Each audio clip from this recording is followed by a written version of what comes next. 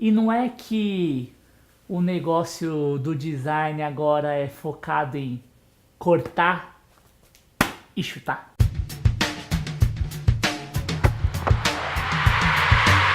Hoje é quarta-feira, dia de eternizar lances para tutti las torcida. Cara, tá foda de acompanhar o ritmo. Óbvio que a proposta do canal não é falar só sobre chuteira e nem só sobre futebol, né? A gente fala sobre design dentro do esporte de uma maneira geral. Mas, de verdade, não tem como fugir muito disso, porque os caras dos calçados estão puxando a régua e botando umas coisas muito novas, muito inovadoras, que estão meio que ditando tendência em tudo que envolve o esporte de uma maneira geral. Assim, uma das coisas que mais me fascinam no design e nos designers, não confunda com bunda, é o seguinte: é o fato de você conseguir ter uma ideia, usar uma série de metodologias, tecnologias e profissionais os mais variados para conseguir colocar isso de pé. E o grande lance, a grande magia que está por trás disso tudo é que tudo nasce do desenho, sim, do desenho, da linha, do papel, num sketchbook, como esse daqui, que aliás não é propaganda, mas em breve quando a gente for colocar a loja do programa no ar, a gente também vai ter para vender. Então a nova chuteira Hyper Venom 3 é baseada em dois conceitos muito consistentes, que estão muito focados e muito voltados para esse futebol mais verticalizado, mais insano, que é o corte e o chute. Você tem muito menos espaço hoje para o drible, para essa ginga que a gente está acostumado a ver. E aí você tem uma chuteira ou um desenho de projeto, de produto totalmente orientado para atender uma demanda desses atacantes mais verticais e pragmáticos, que tem um resquício de ginga, mas muita objetividade para dar esse corte e já acelerar esse movimento. E uma coisa que me fascina muito no conceito que está por trás dessa submarca de categoria de produto é que ela tem todo um conceito de letalidade. Letalidade. Eles pegaram alguns animais peçonhentos e conseguiram construir associações com os movimentos mais bruscos e inesperados que os jogadores mais agressivos de futebol, ou seja, os atacantes, podem ter. Pra você ter uma ideia, no lançamento inicial da chuteira, eles fizeram uma associação com cobras naja, escorpiões, aranhas, exatamente por aquele momento do bote, do ataque, que é quando o atacante está fingindo de morto ali, você acha que não vai acontecer nada, e do nada, quando você for ver, você já tomou uma picada de peçonha. Enfim, você pode reparar aqui nesse videozinho, essas brincadeiras e essas associações diretas. Isso é o conceito, é você buscar referências que não estão necessariamente correlacionadas ou ligadas com aquilo que você vai produzir, mas tentar criar uma ponte entre universos distintos para você conseguir contar uma história que seja atrativa, que agregue valor. E nisso, os americanos são mestres, especialmente no marketing esportivo e no design esportivo. Quem está por trás de toda essa história é o Max Blau, esse caboclo aqui que é o picão das galáxias do design de calçados esportivos. Ele é um dos VPs de criação dessa área voltada a futebol da Nike e há muito tempo vai criando todo esse processo de desenvolvimento com um time muito, mas muito talentoso, que tem uma galera absurda que eu vou contar para vocês mais para frente a quantidade de caboclo que é necessário para colocar um projeto desse de pé. Bom, já começou a aparecer aqui do lado, ou já começaram a aparecer aqui do lado, os RAFs ou sketches do Marcão e da sua equipe, que é o Dylan Van Doit, que é um holandês. Depois eu vou deixar o crédito dele aqui e você consegue ter mais informações. Mas, cara, olha o tipo de trampo que o cara faz. Olha a qualidade do traço. O cara desenha pra caralho. Esse tipo de técnica utilizada para desenho, ela é chamada também de render. Sim, não é render só de vídeo, como a gente tem aqui no nosso programa. O render, ou estilo de render, mesmo sendo feito de forma analógica, é essa técnica de sobreposição de traços, camadas e cores que dá essa volumetria para o desenho. É muito utilizada por designers que têm uma formação voltada para design industrial, que são os caras que desenvolvem mobiliário, produto, carro, enfim, fazem casas também ou trabalham com arquitetos. É o designer que ajuda nesse processo mais construtivo de desenvolvimento. O design gráfico também usa esse tipo de recurso, mas mais por uma questão estética, quando você vai fazer uma alusão, por exemplo, numa matéria de revista ou num website. Tem mais um apelo estético de referência. Agora, para construção é muito importante quando você vai desenvolver um produto, seja fazendo o desenho técnico dele, você ter o render para poder dar essa volumetria e conseguir trabalhar com outros profissionais que vão te ajudar e auxiliar a conceber essa porra toda. E esse desenho estrutural, vamos dizer assim, ele também vem com um suporte de informação, mais ou menos como um infográfico, exatamente, um infográfico que vai pontuando o conceito. Por exemplo, nesse caso aqui a gente tem um subtítulo ou um conceito de apoio que a gente pode chamar assim, que é o Create Space, ou seja, que é ganhar espaço. É aquele tapa com a parte externa do pé, né, com os 3 dedos, que o atacante geralmente quando está no 1 contra um defensor, ou enfim, com um jogador de defesa, ele dá o tapa para o lado já para dar o arremate. Então em cima do Create Space, você tem toda uma construção de aberturas laterais que dão suporte para entrada e saída de ar, mas também tem uma área de contato maior e maior atrito com a bola para quando esse movimento for executado, a bola meio que fixar no pé momentaneamente, soltar para o cara conseguir fazer esse movimento de alavanca e bater chapado no canto. Um cara que fazia muito isso é um atacante famoso dos anos 80 e 90 chamado Miller, que jogou no São Paulo, no Santos, jogou na Itália também e também jogou no Palmeiras.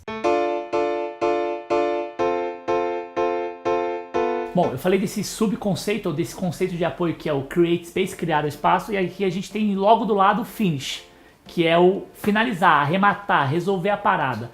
Ou seja, essa chuteira tá meio two-face, tá meio duas caras. Mas não é duas caras de falsa não, de fake, é o duas caras do Batman, esse aqui ó. Os caras vão criando e vão dando nome para as ideias que eles vão tendo, eles conseguem se apropriar muito disso. Nesse caso aqui eles deram nome pro casulo de tiro, que são essas colmeias intercaladas e formando um padrão, que lembra muito também o processo de construção do solado dos tênis lá atrás da Nike, que usavam a forma de waffle. Exatamente, o Nike, como a gente conhece, que ficou famoso, a sola foi construída baseada numa forma de waffle.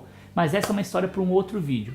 Enfim, essa construção desses casulos, além de dar amortecimento para evitar os impactos, por exemplo, quando você tem um pisão, segundo os criadores, também funciona como uma zona de atrito e também de propulsão da bola quando ela é tocada com muita força. Você vê que esse infográfico aqui ele vai meio que pontuando cada etapa do processo de produção desse padrão, né? Você vê que ela é desenhada, recortada a laser, depois o excesso de espuma do material que foi usado para fazer esse padrão é aplicado num filme, esse filme é aplicado na parte do cabedal, que é essa parte que envolve o peito do pé e o contorno, e depois ele é fundido numa forma, tipo um processo mesmo de fusão, né, de blend. E aí você consegue gerar esse skin, né, que é o que a gente chama, essa segunda pele, essa camada com essas achuras, com esses volumes que estruturam a peça.